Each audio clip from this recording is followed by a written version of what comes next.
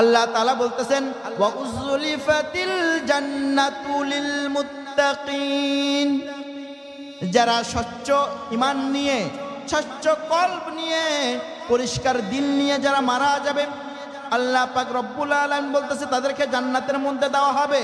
আর যাদেরকে জান্নাতে দেওয়া হবে তারা কারা? আল্লাহ তাআলা বলতেছে তারা হচ্ছে মুত্তাকি। তারা কি? তাহলে মুত্তাকি কারা জানেন? যারা কোনোদিন এক ওয়াক্ত নামাজ ছাড়েনি, এক ওয়াক্ত নামাজ ছাড়েনি, অন্যায় ভাবে দুনিয়াতে মাল সম্পদ অর্জন, অন্যায় ভাবে কাউকে কষ্ট দেয়নি, অন্যায় ভাবে নিজের সন্তানদেরকেও কষ্ট দেয় নাই। আজকে দেখা যায় আমরা আমাদের সন্তানদেরকে কষ্ট দিই, তাই না? আমাদের সন্তানদের লাইফ গঠন করতে গিয়ে নিজের সন্তানদেরকে কষ্ট দেই। কষ্ট কেমনে দেই? আল্লাহর রাসূল সাল্লাল্লাহু আলাইহি ওয়াসাল্লাম বলেন, তোমাদের যখন সন্তান পয়দা হবে তোমাদের কাছ থেকে, তোমাদের ঘরে যখন সন্তান আসবে, তখন পিতামাতার উপর কয়টা হক আছে? কয়টা? ইশারা দিচ্ছি তাও বুঝেন না কেন? কয়টা? এক নাম্বার হচ্ছে তোমার সন্তানের একটা সুন্দর নাম রেখে দাও। এক নাম্বার কি? তোমার সন্তানের একটা সুন্দর নাম রেখে দাও। দুই নাম্বার হচ্ছে তোমার সন্তানকে তোমরা আদব শিক্ষা দাও, ইলমে দ্বীন শিক্ষা দাও। দুই নাম্বার কি? তোমার সন্তানকে তুমি সুন্দর চরিত্র শিক্ষা দাও, সুন্দর আদব শিক্ষা দাও, ইলমে দ্বীন শিক্ষা দাও। তিন নাম্বার হচ্ছে যখন তোমার ছেলে সন্তান হোক, মেয়ে সন্তান হোক, বালেগ হবে, কি হবে? যখন বালেগ হয়ে যাবে তখন তোমার সন্তানকে বিয়ে শাদী করে দাও। কি করে দাও? আর যদি তুমি তোমার সন্তান যদি বালেগ হয়ে যায়, তোমার সন্তান যদি বালেগ হয়ে যায়, আর যদি তুমি তোমার সন্তানকে বিয়ে না করাও, তাহলে তোমার সন্তান যৌবনের তাড়নায় পড়ে যত গুনাহ করবে, যত বদমাশি করবে, যত লুচ্চামি করবে, যত লম্পটি করবে, সমস্ত লম্পটির, লুচ্চামির, বদমাশির এক একটা গুনাহ তোমার আমলনামায় চলে যাবে। বলেন না নাউজুবিল্লাহ। দেখেন যে সন্তানের লাইফ গঠন করার জন্য তারা বিয়ে দিচ্ছি না কেন? আমার সন্তান সরকারি চাকরি পাবে, আমার সন্তানকে খুব উচ্চ বংশীয় একটা মেয়ে দেখে বিয়ে দিব। আমার সন্তান যখন সরকারি চাকরি পাবে তাকে সুন্দর একটা বাড়ি করে দিয়ে এরপরে বিয়ে দিব। আর এর আগে যে কত কাহিনী করতেছে এগুলোর গুনার ভাগী কে নিবে? কি বলেন? এজন্য আল্লাহ রাসূল বলতেছেন তোমার সন্তান যখন বালেগ হয়ে যাবে, আর যদি তোমার সন্তান বালেগ হওয়ার পরে তুমি তোমার সন্তানের বিয়ে শাদী না দাও, তোমার সন্তান যৌবনের তাড়নায় পড়ে যা কিছু করবে, যত গুনাহ করবে, যত বদমাশি করবে, যত লুচ্চামি করবে, যত লম্পটি করবে, সমস্ত গুনাহের একটা করে অংশ তুমি তোমার পিতামাতা, তুমি তোমার সন্তানের প্রত্যেকটা গুণের একটা করে অংশ ভাগ পেয়ে যাবা। বলেন না নাউজুবিল্লাহ। তাহলে আমাদের কর্তব্য কি করতে হবে? সন্তানের লাইফ আগে গঠন না, আগে সন্তানকে গুনাহ থেকে বাঁচাও। দেখবেন আল্লাহ তাআলা সন্তানকে কি করবে? সেটিং করে দিবে, সুন্দর ব্যবস্থাপনা করে দিবে। আজকে আমরা সন্তানের লাইফ গঠন নিয়ে ব্যস্ত। এ ভাই আপনার ছেলের বয়স হলো, বিয়ে দেন না কে? হে তো নিজের পায়ে এখনো দাঁড়ায় নাই। নিজের পায়ে এখনো? হে কার পায়ে দাঁড়ায় আছে? হে যুবক যারা বিয়ে করেন নাই দাঁড়ান তো। হে কি নিজের পায়ে দাঁড়ায় না বাম্মার পায়ে দাঁড়ায় থাকে? কার পায়ে দাঁড়ায়? হে তো এই দুই ঠ্যাং ভালো হইতে হবে, তো আরেকটা ঠ্যাং অচল হয়ে যায়, তখন কি করবেন? এই জন্য সন্তানের নিজের ঠ্যাঙ্গে দাঁড়ায় নাই এই কথা না, তার লাইফ এখনো সেটিং হয় না এই কথা না। আপনার সন্তানকে বিয়ে দেন, তার চরিত্র সুন্দর রাখেন, কাল কিয়ামতের ময়দানে ওই সন্তানের সুপারিশে হয়তো আল্লাহ তাআলা আপনাকে জান্নাতও দিতে পারে। আর যদি আপনার আমার সন্তানকে বিয়ে শাদী না দেয়, তাহলে হয়তোবা এই সন্তানের অভিযোগে, এই সন্তানের নালিশে আপনার আমার জাহান্নামের ফয়সালা হইতে পারে, ঠিক কিনা? এজন্য কি করতে হবে? আপনার আমার সন্তানের লাইফ গঠন হয়েছে কিনা, লাইফ সেটিং হয়েছে কিনা ওদিকে তাকানোর প্রয়োজন নাই। আগে সন্তানের চরিত্র ঠিক রাখেন, দেখবেন যে সন্তানের লাইফ অটোমেটিক ঠিক হয়ে যাবে। ونعوذ بالله من شرور أنفسنا ومن سيئات أعمالنا من يهده الله فلا مضل له ومن يضلله فلا هادي له ونشهد أن لا إله إلا الله وحده لا شريك له ونشهد أن سيدنا وسندنا وحبيب ربنا ومولانا محمدا عبده ورسوله أرسله الله حق بشيرا ونذيرا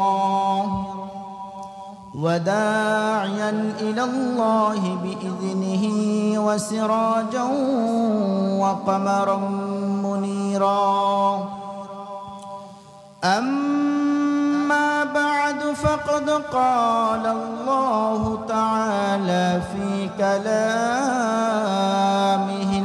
المجيد وفي فرقانه الحميد فأعوذ بالله من الشيطان الرجيم بسم الله الرحمن الرحيم يوم لا ينفع مال ولا بنون إلا من أتى الله بقلب سليم وأزلفت الجنة للمتقين وقال النبي صلى الله عليه وسلم عن حذيفة رضي الله تعالى عنه قال قال رسول الله صلى الله عليه وسلم حب الدنيا رأس كل خطيئة أو كما قال عليه الصلاة والسلام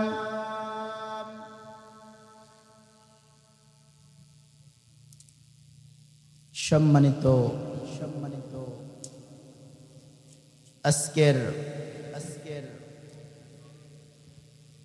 আয়োজনের সভাপতি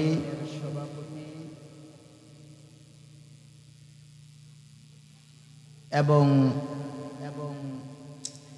আজকের আয়োজনের প্রধান মেহমান আমার সামনে উপবিষ্ট বয়োবৃদ্ধ পিতা সমতুল্য মুরব্বিয়ান আজম এবং আমার কলেজার টুকরা যুবক ভাইয়েরা এবং পর্দার আড়াল থেকে বসে আলোচনা শ্রবণকারী আমার মা ও বোনেরা, আপনারা আবারও আমার পক্ষ থেকে সালাম গ্রহণ করবেন। আসসালামু আলাইকুম ওয়া রাহমাতুল্লাহ। আল্লাহ তাআলার দরবারে লাখো কোটি শুকরিয়া জ্ঞাপন করি যে মহান আল্লাহ পাক রব্বুল আলামিন আমাদের সকলকে প্রত্যেক বৎসরের ন্যায় এই বৎসরেও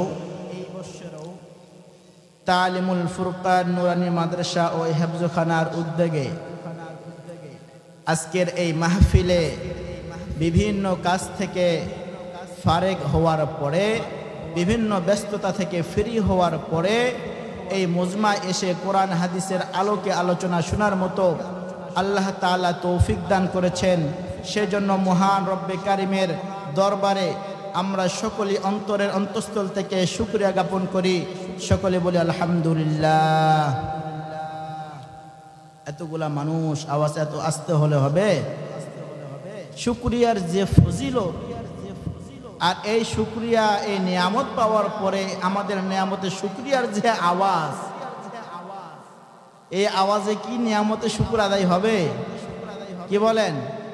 এজন্য আমরা সকলে আবার অন্তরের অন্তঃস্থল থেকে জোরে সোরে শুকরিয়া জ্ঞাপন করি। সকলে বলি আলহামদুলিল্লাহ। এবার মনে হচ্ছে যে সামনে কিছু জিন্দা মানুষ বসে আছে। সেই মহান মানবতা মুক্তির দূত সরদারে দু আলম মাহবুবে কিবরিয়া জনাবে মুহাম্মদুর রাসূলুল্লাহ, তিনার প্রতি সংক্ষিপ্ত দরুদ সালাম পাঠ করি। সকলে বলি সাল্লাল্লাহু আলাইহি ওয়াসাল্লাম।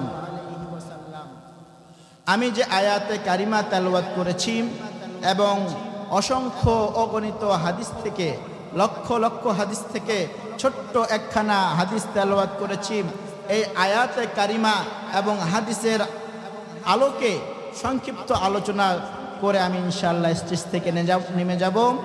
আপনারা সকলে দোয়া করবেন আল্লাহ তাআলা যাতে আমার জবান থেকে সহি কথা বাহির করেন। সকলে বলে আল্লাহুম্মা আমিন। তো আমি যে আয়াতে কারিমা তেলাওয়াত করেছি সূরা শুআরা, কি সূরা? সূরা শুআরা। এই সূরা শুআরার 88 নম্বর আয়াত এবং 79 নম্বর আয়াত এবং 80 নম্বর আয়াত, এই তিনটা আয়াত আমি তেলাওয়াত করেছি আপনাদের সামনে। এই তিনটা আয়াত থেকে কেন্দ্র করে ইনশাআল্লাহ আমি আপনাদের সামনে আলোচনা করব। আল্লাহ পাক রব্বুল আলামিন সূরা শুআরার 88 নম্বর আয়াতের মধ্যে বলতেছেন, ইয়াউমা লা ইয়ানফাউ মালুন ওয়ালা বানুন। ও আমার বান্দা এবং বান্দিরা, তোমরা যারা দুনিয়াতে থাকা অবস্থায় শুধু মাল আর মাল সংগ্রহ করো, নিজের সন্তান সন্ততি নিয়ে গর্ব করো, আমি তোমাদেরকে উদ্দেশ্য করে বলতেছি, তোমাদেরকে কেন্দ্র করে বলতেছি, এই মাল আর সম্পদ, এই মাল সম্পদ সন্তান সন্ততি কাল কিয়ামতের ময়দানে তোমাদের কোনো কাজে আসিবে না।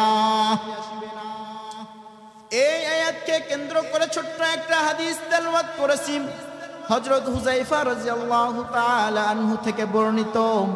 তিনি বলতেছেন, আল্লাহর রাসূল সাল্লাল্লাহু আলাইহি ওয়াসাল্লাম ইরশাদ করেন, হুব্বুদ দুনিয়া রাসু কুল্লি খতিয়া। দুনিয়ার মুহাব্বত, দুনিয়ার মধ্যে মালের মুহাব্বত, সন্তান সন্ততির মুহাব্বত, এই মুহাব্বতকে সমস্ত গুনাহের মূল বলা হয়েছে। এই দুনিয়ার মুহাব্বতকে কেন সমস্ত গুনাহের মূল বলা হলো, সেটা আমাদেরকে ভালো করে জানার প্রয়োজন আছে কিনা? কি বলেন, প্রয়োজন আছে না? দুনিয়ার মুহাব্বতকে সমস্ত গুনাহের মূল কেন বলা হলো সেটা আমাদের সবাইকে জানার প্রয়োজন আছে। আল্লাহ তাআলা বলতেছেন, আল্লাহ রাসূল সাল্লাল্লাহু আলাইহি ওয়াসাল্লাম বলতেছেন, দুনিয়ার মুহাব্বত সমস্ত গুনাহের মূল। এই জন্য এই দুনিয়াতে সুখে থাকার জন্য কিসের প্রয়োজন হয়? কথা বলতে হবে। দুনিয়াতে সুখে থাকার জন্য কিসের প্রয়োজন হয় বলেন না? মালের প্রয়োজন হয়, টাকার প্রয়োজন হয়, সম্পদের প্রয়োজন হয়। আর এই জন্য আল্লাহ রাসূল সাল্লাল্লাহু আলাইহি ওয়াসাল্লাম বলেছেন, হুব্বুদ দুনিয়া রাসু কুল্লি খতিয়া। এই দুনিয়াতে সুন্দরভাবে চলতে হলে, দামি পোশাক পরতে হলে, দামি গাড়িতে চড়তে হলে মালের প্রয়োজন আছে কিনা? আর এই মালকে কেন্দ্র করে, এই মালকে সংগ্রহ করাকে কেন্দ্র করে দুনিয়াতে যত রকমের অপকর্ম আছে, যত রকমের খারাপি আছে, যত রকমের গুনাহ আছে, সমস্ত কিছু করার জন্য আমরা প্রস্তুত আছি কিনা? কি বলেন?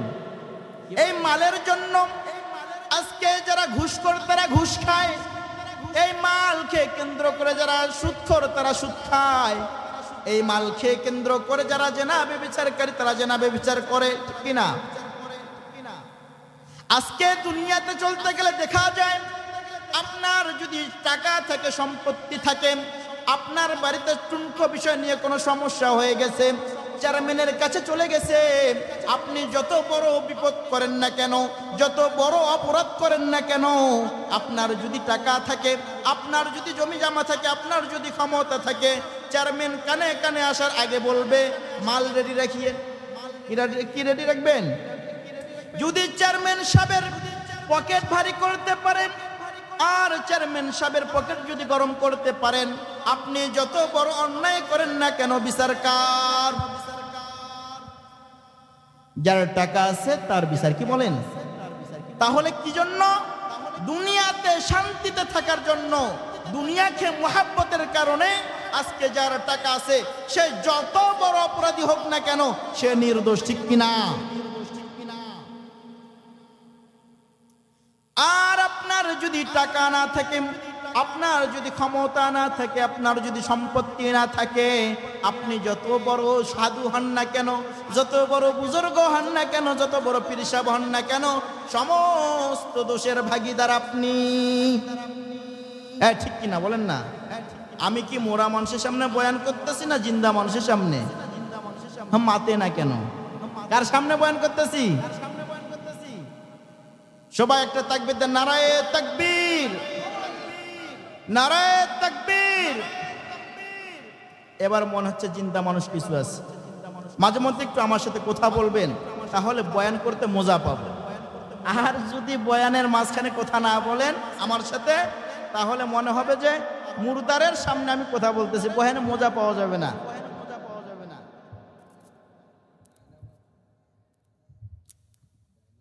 জিকির করেন লা ইলাহা, আবার বলেন লা ইলাহা, লা ইলাহা, লা। যদি আপনার মাল থাকে, আপনার যদি সম্পদ থাকে, আপনার যদি ক্ষমতা থাকে, তাহলে শত দোষ করার পরেও আপনি কি নির্দোষী। আর যদি দুনিয়াতে থাকা অবস্থায় আপনি মিসকিন হয়ে যান, আর্থিকভাবে দুর্বল হয়ে যান, আর্থিকভাবে একবার নিষ্পেষিত হয়ে যান, তাহলে দুনিয়াতে যত বড় সাধু হয়ে থাকেন না কেন, যত বড় দরবেশ হয়ে থাকেন না কেন, সমস্ত দোষকার। কি বলেন? যার নাই তার, ঠিক আছে না? এজন্য আল্লাহর রাসূল সাল্লাল্লাহু আলাইহি ওয়াসাল্লাম বলতেছেন, হুব্বুদ দুনিয়া রা'স কুল্লি খতিআ, দুনিয়ার মুহাব্বত সমস্ত গুনাহের মূল। আচ্ছা বলেন, আজকে পতিতালয়ের মহিলারা এরা কি জন্য দেহ ব্যবসা করে? টাকার জন্য না? কি জন্য? যাতে দুনিয়াতে সাময়িক কিছু সময় শান্তিতে থাকতে পারে মতো, শান্তিতে থাকতে পারে, এই জন্য তারা খারাপ কাজ করে। যারা সুদ খায় দুনিয়াতে শান্তিতে থাকতে পারে মতো সুদ খায়, যারা ঘুষ খায় দুনিয়াতে শান্তিতে থাকতে পারে মতো, এই জন্য তারা কি খায়? কিসের মুহাব্বতের কারণে? এই দুনিয়ার মুহাব্বতের কারণে। এই জন্য আল্লাহ পাক রব্বুল আলামিন বলতেছেন, ইয়াউমা লা ইয়ানফাউ মালু ওয়ালা বানুন, কিয়ামতের ময়দানে তোমরা যত সম্পত্তির মালিক হয়ে থাকো না কেন, যত সন্তান সন্ততির মালিক হয়ে থাকো না কেন, কিয়ামতের ময়দানে তোমার এই সন্তান সম্পত্তি কোনো কাজে আসিবে না। বলেন না নাউযুবিল্লাহ। তাহলে কেন আমরা দুনিয়ার মোহে পড়ে, দুনিয়ার মুহাব্বতে পড়ে এত টাকা পয়সার পিছনে ছুটি? আল্লাহ পাক রব্বুল আলামিন সূরা আবাসার মধ্যে, কিসের মধ্যে? সূরা আবাসার মধ্যে বলতেছেন 34 নম্বর আয়াত থেকে 37 নম্বর আয়াতের মধ্যে বলতেছেন, কিয়ামতের ময়দানে যখন সম্পত্তি, মাল সম্পত্তি, টাকা পয়সা, সন্তান সন্ততি কোনো কাজে আসবে না, তার উপমা বলতেছেন, তার উদাহরণ বলতেছেন। আল্লাহ তাআলা বলতেছেন, ইয়াউমা ইয়াফিরুল মারউ মিন আখি। আচ্ছা একটা উদাহরণ নাকি দেই। দুনিয়াতে ভাই ভাই যত দ্বন্দ্ব থাকুক না কেন, যত হিংসা বিদ্বেষ থাকুক না কেন, যখন অন্য একটা মানুষের সাথে, কার সাথে?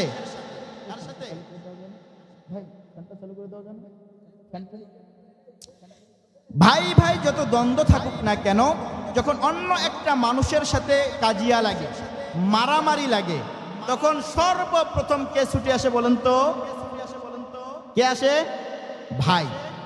এজন্য এক হাদিসের মধ্যে, হাদিসটা অনেকে জাল বলছে, জাল বলুক যাই বলুক, ওই হাদিসের মধ্যে বলতেছেন দুনিয়াতে ভাই আরেক ভাইয়ের ঢাল স্বরূপ। কি স্বরূপ? সে যত বিপদে পড়ুক না কেন, যত আপদের মধ্যে পড়ুক না কেন, যত চোর ডাকাত, যত শক্তিশালী দুশ্মনের সামনে পড়ুক না কেন, ভাই তার বিপদে লাফিয়ে আসে কিনা? আসে কিনা? এই জন্য আল্লাহ পাক রব্বুল আলামিন বলতেছেন দুনিয়াতে তোমার ভাই তোমার সমস্ত বিপদের তোমার ঢাল হয়ে থাকে, কিন্তু কাল কিয়ামতের ময়দানে তোমার এই ভাই তোমার থেকে পলায়ন করবে। ইয়াউমা ইয়াফিরুল মারউ মিন আখিম, আল্লাহ পাক রব্বুল আলামিন বলতেছেন কাল কিয়ামতের ময়দানে তোমার ভাই তোমার থেকে পলায়ন করবে, তোমার কাছ থেকে মুখ ফিরে নেবে। কি জন্য? কাল কিয়ামতের ময়দানে যখন তোমার ভাইয়ের একটা নেকি শর্ট পড়ে যাবে, একটা নেকি যখন কম হয়ে যাবে, এই একটা নেকির জন্য সে পুরা কিয়ামতের ময়দান ছুটাছুটি করতে থাকবে। সে যখন পুরা কিয়ামতের ময়দান ছুটাছুটি করবে, তার জেহেনের মধ্যে চলে আসবে, আহারে দুনিয়াতে তো আমার ভাই ছিল, সে যত বিপদের মধ্যে পড়েছে, যত আপদের মধ্যে পড়েছে, আমি দুনিয়াতে থাকা অবস্থায় তার ঢাল স্বরূপ ছিলাম। এই মহা বিপদের সময় আজকে যদি আমি আমার ভাইয়ের কাছে যাই, অবশ্যই সে আমাকে সাহায্য করবে, অবশ্যই এই বিপদ থেকে উদ্ধার করবে। এই জন্য কিয়ামতের ময়দানে তার ভাই বিপদে পড়ার সাথে সাথে তার ভাইয়ের কাছে দৌড় দিবে। কার কাছে? তার ভাইয়ের কাছে দৌড় দিবে।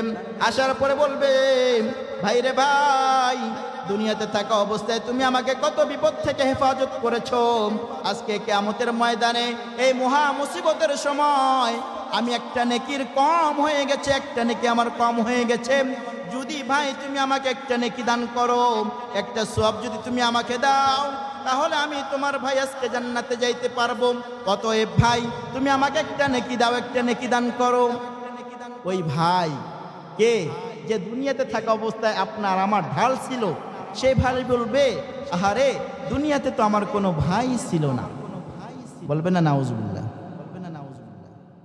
দুনিয়াতে আমার কোনো ভাই ছিল না, তুমি কোথায় থেকে এসেছো, তুমি কোথায় থেকে এসেছো, দূর হয়ে যাও, দূর হয়ে যাও, এই কথা বলে ভাই পলায়ন করবে।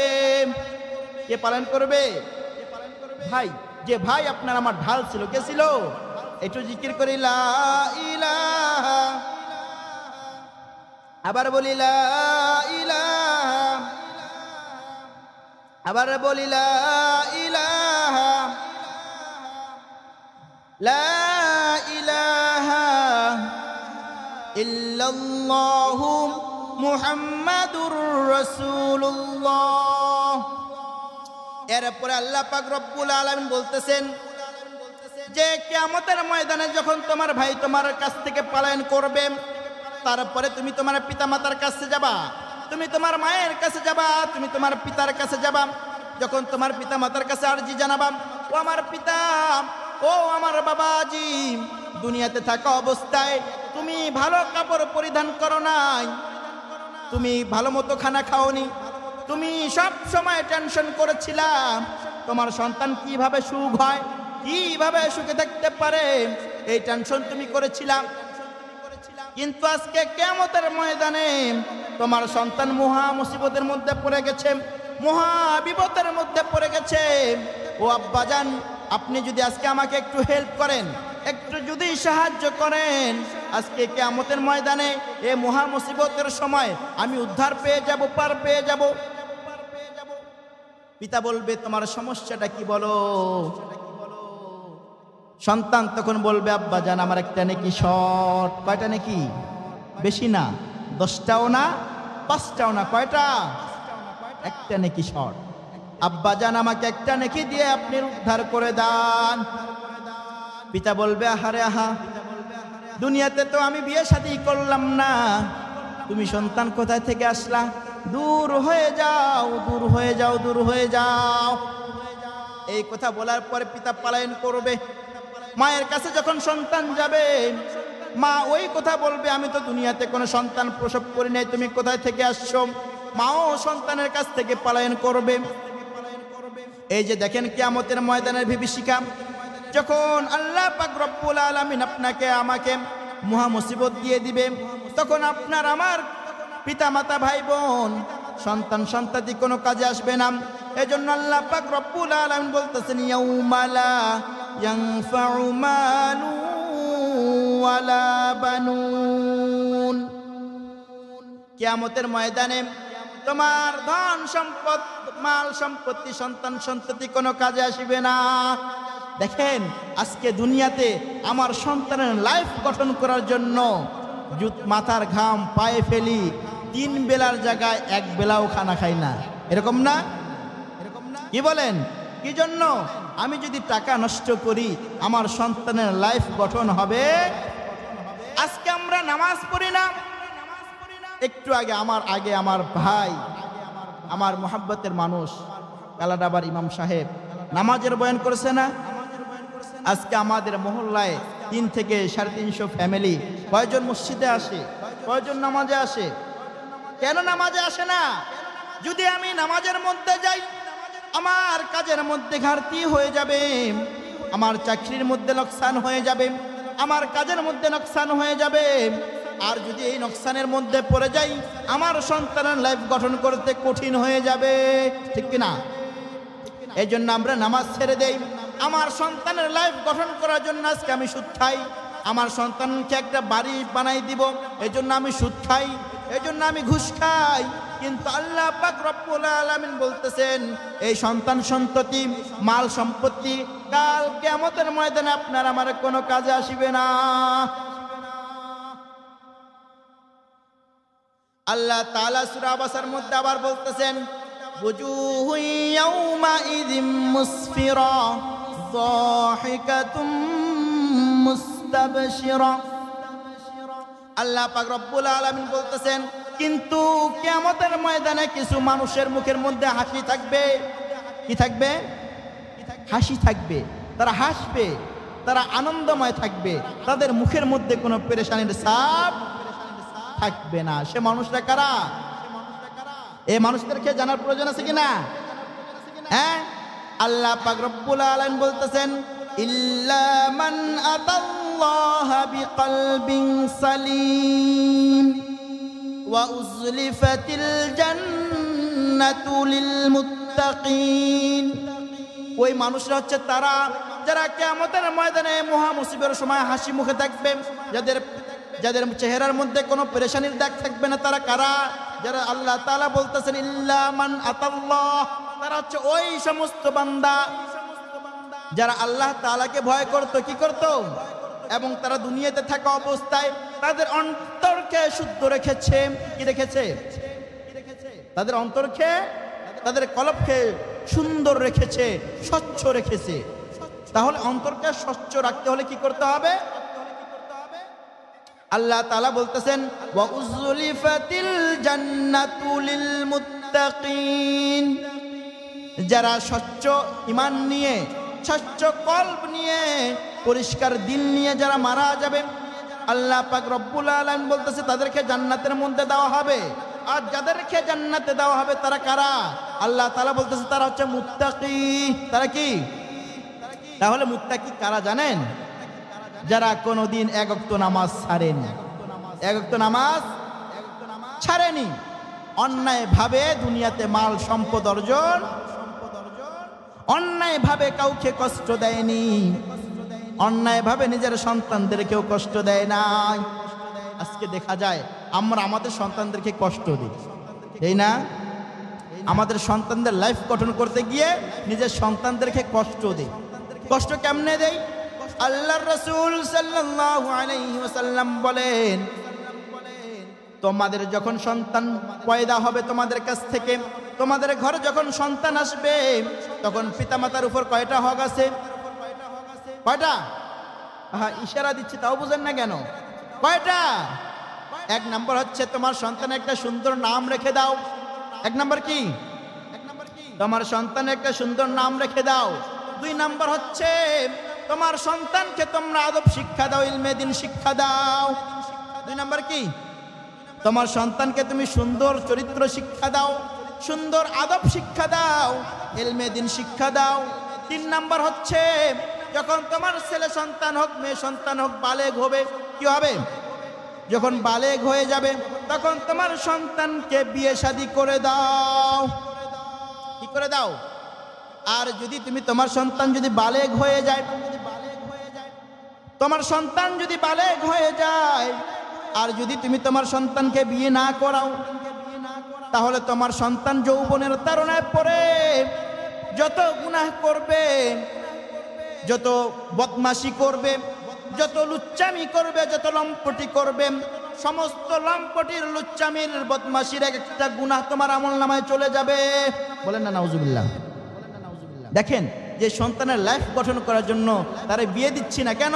আমার সন্তান সরকারি চাকরি পাবে, আমার সন্তানকে খুব উচ্চ বংশীয় একটা মেয়ে দেখে বিয়ে দিব।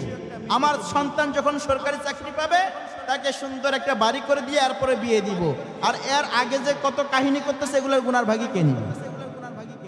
কি বলেন? এজন্য আল্লাহ রসুল বলতেছেন, তোমার সন্তান যখন বালেগ হয়ে যাবে আর যদি তোমার সন্তান বালেগ হওয়ার পরে তুমি তোমার সন্তানের বিয়ে শাদী না দাও, তোমার সন্তান যৌবনের তাড়নায় পড়ে যা কিছু করবে, যত গুনাহ করবে, যত বদমাশি করবে, যত লুচ্চামি করবে, যত লম্পটি করবে, সমস্ত গুনাহের একটা করে অংশ তুমি তোমার পিতামাতা, তুমি তোমার সন্তানের প্রত্যেকটা গুনাহের একটা করে অংশ ভাগ পেয়ে যাবা। বলেন না নাউজুবিল্লাহ। তাহলে আমাদের কর্তব্য কি করতে হবে? সন্তানের লাইফ আগে গঠন না, আগে সন্তানকে গুনাহ থেকে বাঁচাও। দেখবেন আল্লাহ তাআলা সন্তানকে কি করবে? সেটিং করে দিবে, সুন্দর ব্যবস্থাপনা করে দিবে। আজকে আমরা সন্তানের লাইফ গঠন নিয়ে ব্যস্ত। এ ভাই, আপনার ছেলের বয়স হলো, বিয়ে দেন না কে? হে তো নিজের পায়ে এখনো দাঁড়ায় নাই। নিজের পায়ে এখনো? হে কার পায়ে দাঁড়ায় আছে? এ যুবক যারা বিয়ে করেন নাই, দাঁড়ান তো। হে কি নিজের পায়ে দাঁড়ান না বাম্মার পায়ে দাঁড়ায় থাকে? কার পায়ে দাঁড়ায়? হে তো এই দুই ঠ্যাং ভালো হইতে হবে, তো আরেকটা ঠ্যাং অচল হয়ে যায়, তখন কি করবেন? এই জন্য সন্তানের নিজের ঠ্যাঙ্গে দাঁড়ায় নাই এই কথা না, তার লাইফ এখনো সেটিং হয় না এই কথা না।